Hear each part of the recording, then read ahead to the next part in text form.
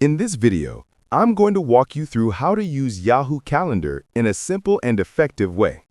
To get started, open your preferred web browser and sign in to your Yahoo Mail account. Once you're logged in, hover over the calendar icon and click it to access the Yahoo Calendar interface. For a clearer look at your schedule, select the Calendar Full View option, which allows you to see your entire week or month at a glance, making it easier to plan your tasks and events. If you want to add tasks, open the To-Dos list in the top right corner.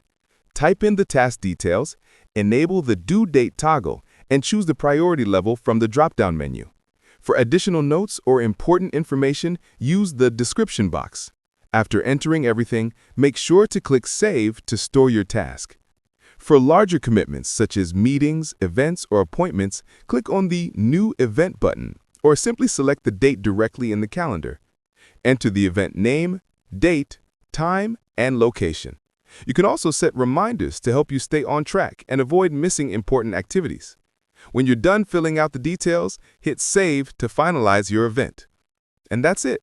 You now know how to easily navigate and use Yahoo Calendar to stay organized and manage your time efficiently.